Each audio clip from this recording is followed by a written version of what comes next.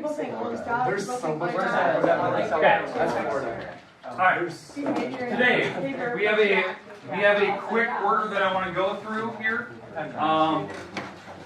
I want to get through as fast as I can to give you about 20-25 minutes to work today. Okay, that's a lot, but we need to get through this stuff as fast as possible. I'm going to try to do kind of like one problem of each type. We're going to probably spend the most time on conjugate rule just to show you this. It would be a disservice if you're in a pre-calc class and you never see how to do the conjugate rule correctly on a differential quotient and like the real trick behind it. So I'm going to show you that today, which this, I'm not joking, like this conjugate rule I'm going to show you, I think we picked like problem number 77 yesterday.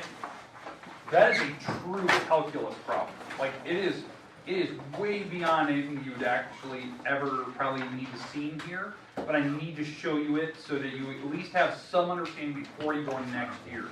Because that problem is considered easy compared to what you will eventually see in Calc 1, 2, and 3. Okay? Alright, but again, homework's due Wednesday. I will give you plenty of time to work on this. The answer key, I'm already done with page 55. I'm like halfway through page 65. So I'll probably have it done as you guys are working today. Okay? Alright. Let's talk about the factoring problems first, and then we'll go into the addition, subtraction formula, that type of thing. So I'm going to have you pick out a problem again. Show me which one I want.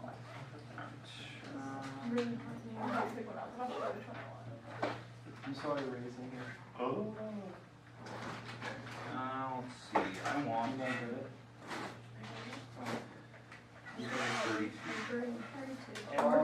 Okay, alright, here we go. So I'd like you to write this one down. This one has pretty much everything for the first part that we did yesterday. Fire away. X cubed minus 25x over 4x squared, and then times 2x squared minus 2 over x squared minus 6x plus 5 divided by, what the heck, x squared plus 5x over 7x plus 7. Okay, alright. So this problem, it's division multiplication. We're trying to, the goal is to simplify this rational expression down and then state what the final domain is for this particular problem. Domain is basically any real number you can plug in. There's exceptions though. Right now the exceptions are any numbers that would make the denominator 0. So what we need to do first is we need to factor all these apart right now before I start flipping and all that good stuff. Because there's exceptions. On the original problem, there is things on the bottom. So let's factor this out. How do I factor this apart? What do they have? X. X. Pull the X out. I'm left with x squared minus 25, right? Well, what is that? That's the difference of squares. That's a nice squares. You guys are saying it. So, actually breaking that down even further, once the x is out, it's x plus 5, x minus 5. Okay, so that is the top part on this top left corner. Now the bottom, you can't factor that. It's just a regular, monomial. We don't factor monomials apart. Okay. Over to this side, we pull out the 2, and the x squared minus 1 is actually a difference of squares again. X plus 1. X plus 1, x minus 1. Okay. And then on the bottom, trinomial rule. X Minus 5, x minus 1. Okay. Text 1, 2, 3, 1, 2, 3. Okay. All right. And then over here, I'm going to leave this division sign alone, but I'm going to pull out the 7 here on the bottom, and I'm going to pull out the x on the top. All right. Now, the reason I'm doing this, why I'm not flipping that one over, because I know that is a reciprocal, that we talked about that yesterday. Because right now, you do have exceptions for the domain, like originally. So the domain is all real numbers. So the domain on this problem is all real numbers, except real numbers. -1. 0. Positive 1. 0, positive 1, negative 1, Positive 5. positive and negative 5. Positive and negative 5. Yeah, we'll eventually get there. Right now it's positive 5, positive 1, negative 1, and 0. But then when we do the flip, you're absolutely right. This fraction in the back actually has to flip over. So the x plus 1 and the 7 actually go to the top because we're doing a reciprocal, and the x plus 5 go to the bottom. and all the rest of them kind of staying the same. X plus 1, x minus 1, x plus x minus 5, x minus 1. That one didn't flip because there was no division sign in front of it, just the one back. Oh, thanks. Drop. And x plus 5, x minus 5, and the 4x squared. All right, so we're right here, right? This is where we're at. At this point, now we have to look at what the new exceptions are, and I heard it earlier, the -5 is a new exception, because that moved to the bottom. We already had 0 accounted for, but this one is now a new part on the bottom. So we do have to throw out a -5 now, even though I know it will cancel here in a little bit. We still have to throw it out, just because of the way that this problem actually works, okay? So at this point, let's start crossing out some items here. So I'm going to go top down. I'm going to get rid of an x, get rid of one of the x's. Let's get rid of top down x minus 1, x minus 1. Nothing over there. All right, so that's going everything up, down. Now diagonally, x minus 5 is gone.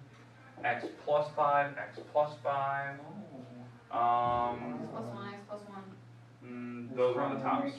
So, is there any numbers? Oh, 2 and the 4. Make that a 2 because I divided both by 2s. And I think that's about it. Now, keeping track of that is really difficult, especially since I crossed out powers and stuff. But going across, I do have on the top, there's a 7, x plus 1 squared. There's 2 of them on the top. There's 2 of the x plus 1s, so I put squared on it because they're being multiplied. There's a 2 and an x, so that's 2x squared. Okay, questions, comments about how I crossed things out, what things were left. Now this is your final simplified form, but the final domain is this. The only one that was actually non-removable was 0. 0 is still the exception, that was non-removable. You don't need to put that in when you're writing homework, but I want you to know, like, this is the only non-removable one. So when you look at the graph, there will be this nasty break right at 0. You know, something will happen where the graph's not even continuous over 0 because it was non-removable. But in all these other spots at 1, -1, there will be holes in the graph, but you will hardly notice it because it's just 1 pixel in width. So you'd hardly even notice it. And same with the 5 and -5. They're removable, but there will be a hole at the graph right there. Okay, questions, comments about the original problem now? Okay, you're not having the graph. This is just getting you used to like what we're going to eventually go into. Is there any questions with the whole reciprocal factoring idea? Yes. Why do you have to choose the end one? This one back here, because of the division sign. So the division we do is So we always change it to multiplication, so it's all multiplication through, and then when you do that, you have to do the reciprocal.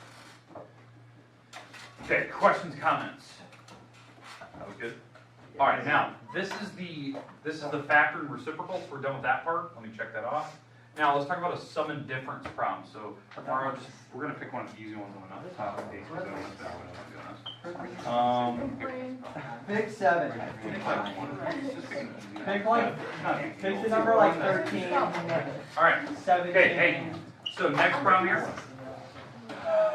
Hopefully everyone had that problem written down. Okay, so the next problem is almost the exact same thing. It's going to ask you to simplify by finding the sum and difference, and then state the domain. Well, the domain might have some exceptions again, so I'm going to leave that on the board. Okay, so Mara, fire away whatever problem you got. Like an odd number. Plus 1.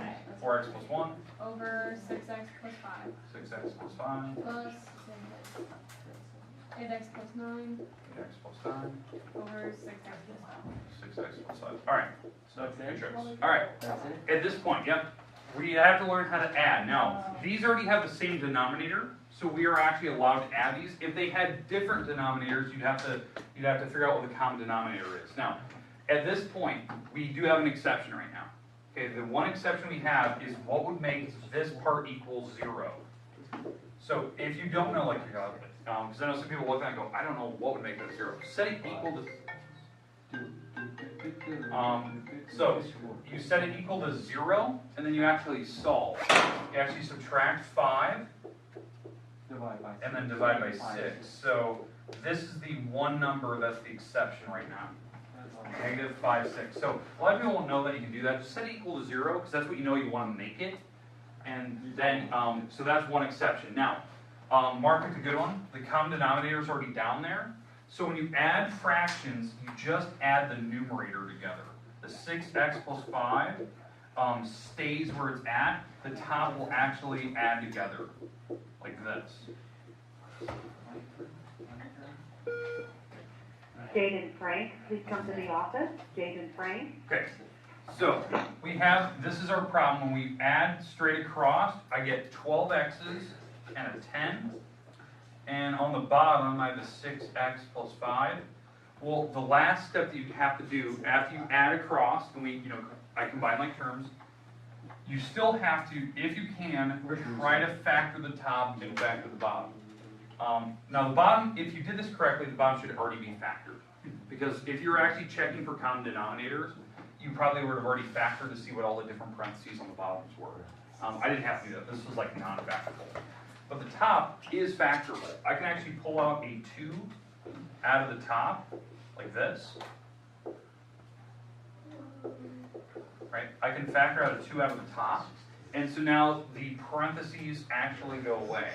So your final answer is actually a 2 on this problem. So if you graph it, all numbers you plug in for x will just give you 2 out for the y output. The problem is, when you look at the graph, there's actually, it's a solid line right at 2. But there's one gap, and it's right at -5, 6. There's like a little hole there, and you would hardly even notice it. Because that was a removable discontinuity. It removed itself from the problem, even though it was an exception. Okay, questions, comments about that? Now, if the denominators were different, let's say that this one had an extra x on it, right? Well, then the common denominator, you would have to put an x on the bottom as well. You have to like pick all the different parentheses that you see. I see x plus 5s and an x. Those are in the denominator. And since this one had an x, I have to put an x over here, and that would change the top. Because you have to make the same denominator before you can add. So this would actually be x squared and an x, and now the whole problem's different. Okay, all right. We'll go through more tomorrow. Today was just kind of intro what sum and difference are. I think this kind of gives you the hints, like what you're going to have to do eventually. Does that make sense, though? All right, last problem today. Last problem. I want to talk about number 77. This is one that we wrote on our notes yesterday, but we never finished it. So I'm going to put it on the board. I'm going to give you a little bit of time to write down. You'll need some space. This one's going to take a little while. So I'm going to show you the real math, and then I'm going to show you the shortcut. Show us the fake math. The shortcut. That's fake news. Like a fourth of a page, is that gonna Oh, yeah, you're fine. Okay. All right, so this is the problem. Square root x plus h minus 1 x all over.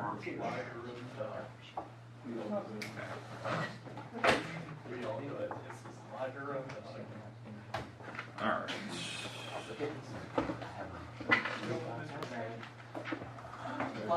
Okay. All right.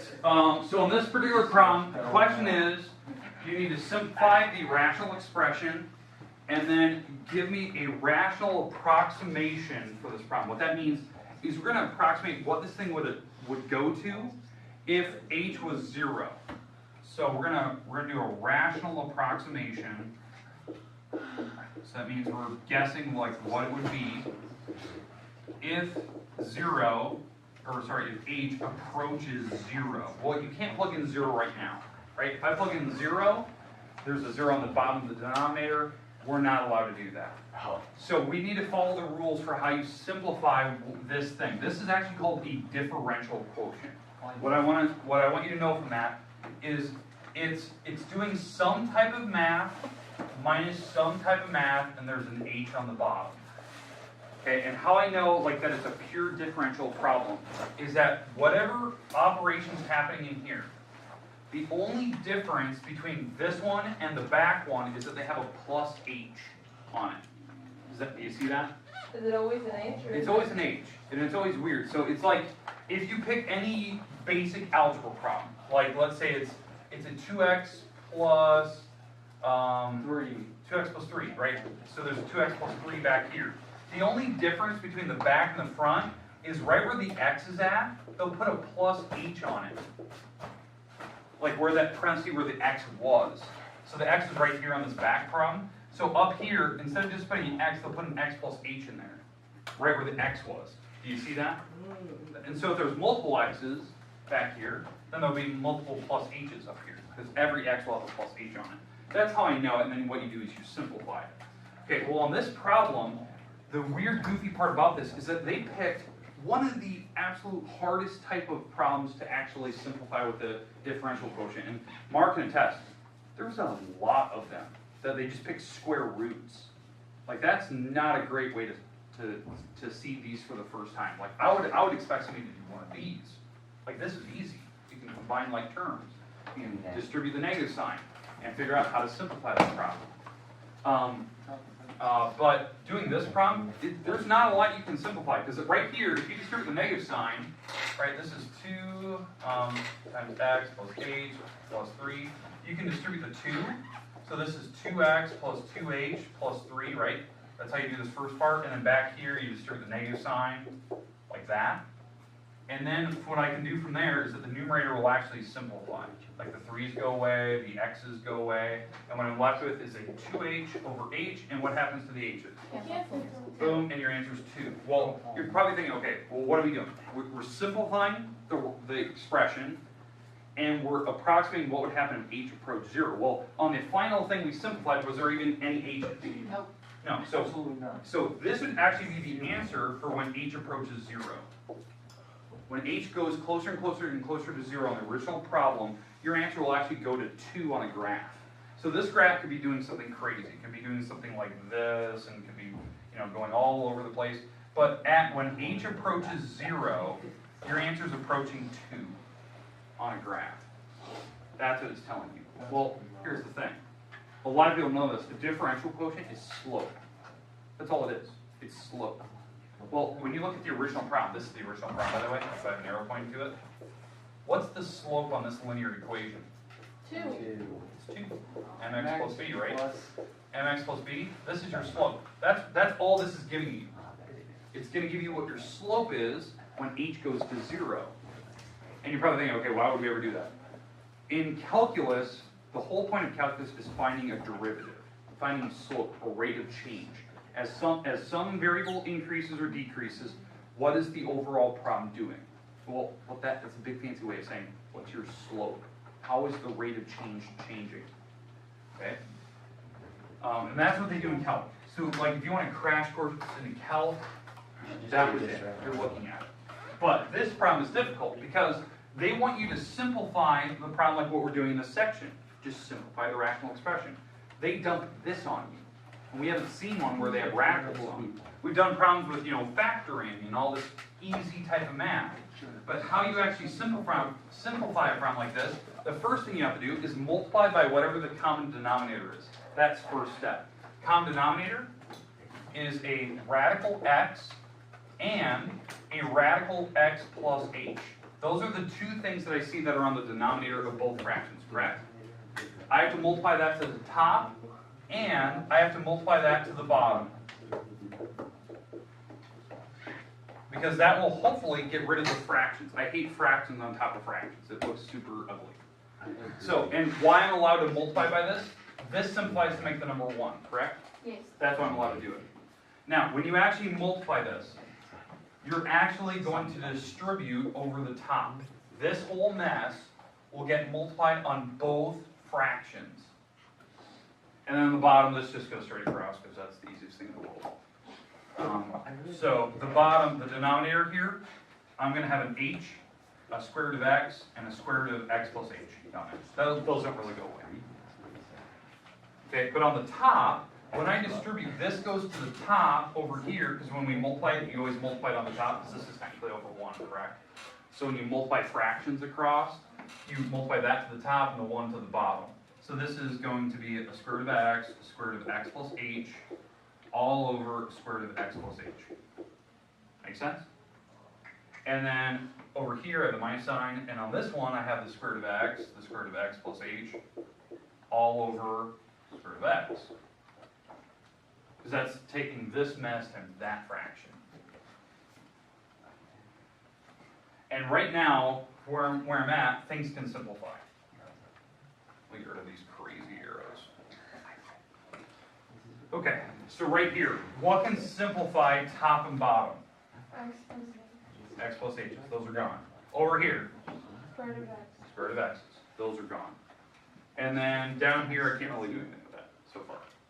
Okay, so where I'm at so far, I'm at this. I'm at square root of x minus square root of x plus h all over h square root of x square root of x plus h. Now, you're probably thinking, okay, Ward, fine. I understood you multiply by the denominator, but what's the goal? We want to approximate when h goes to 0. Can I plug in a 0 for h still?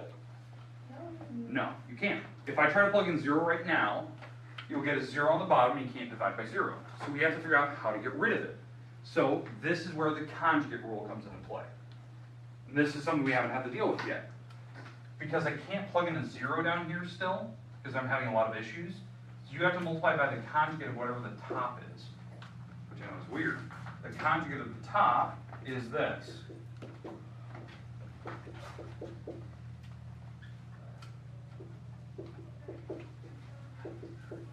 The reason why this will work is it won't just give me a 0 on the denominator, because we have to actually try to distribute. And what should hopefully happen is things should cancel out, h's should go away, all that good stuff. So this is the conjugate of the top. Usually we always do conjugates at the bottom, it's called rationalizing. But we're actually doing it to the denominator. So when I actually FOIL the top, because you are going to FOIL these together, right? First, outer, inner, last. The outer and inner will cancel. Because this will be a positive x, root x plus h, negative x, root x plus h. So the middle and outside will cancel. So all I'm going to be left with on the top is the first time is multiplied. What's root x times root x? X. X. Yeah, because the square root signs cancel. And then in the back, I'll have a negative sign. And when I multiply these together, I'm left with x plus h in parentheses.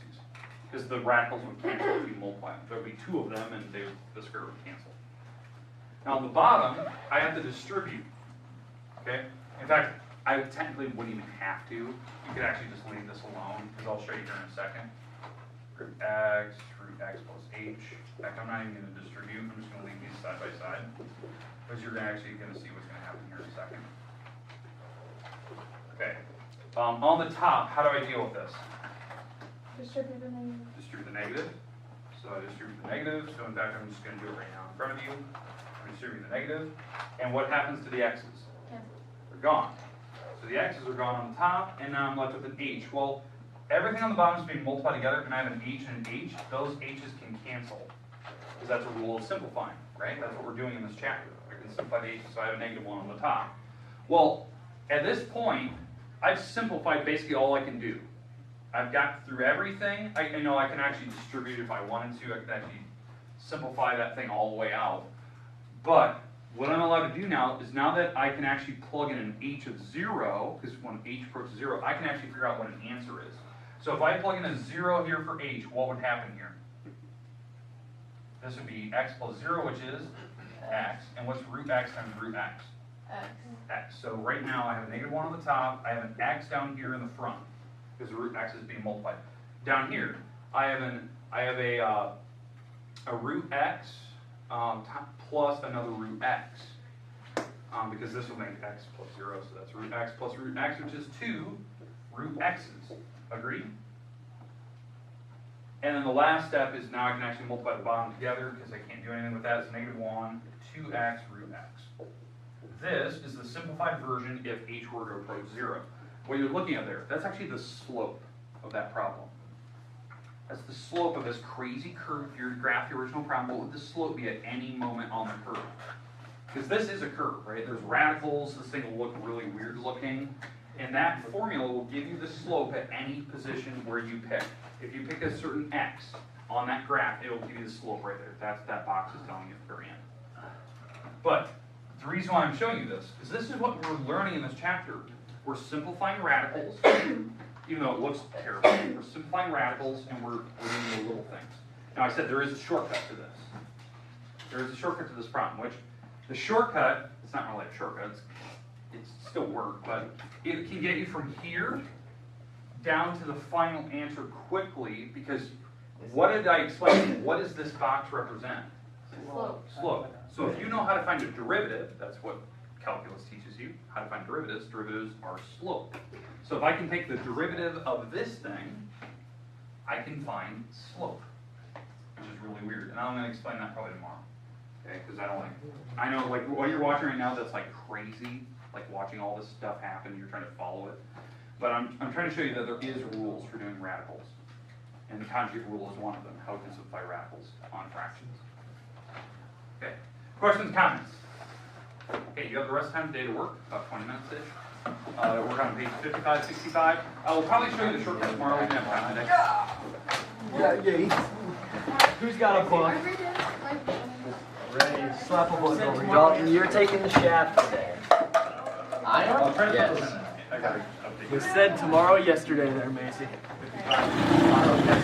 So, I think I'm. Because yesterday when I tried some candy, she's like, tomorrow. Yeah, flip the page back. Well, guess what? Back one, that would be good. Here we are. I don't see my Tomorrow candy. is a good day to put things off until the next tomorrow. The great thing about tomorrow is there's always another tomorrow. Not true. Usually. Sometimes. There's some people Alright, get that. I need a book. They don't make it home. They don't get another tomorrow. Some people get shot. Tomorrow's not always. An Yeah, option that was for- my notes for today. Okay, you know what? I'm actually gonna write this problem down. Parenthesis, parenthesis, parenthesis. Okay, Ray, I'm gonna pop you up just for a second so I can grab my. Oh, right. Right. We basically got the shaft.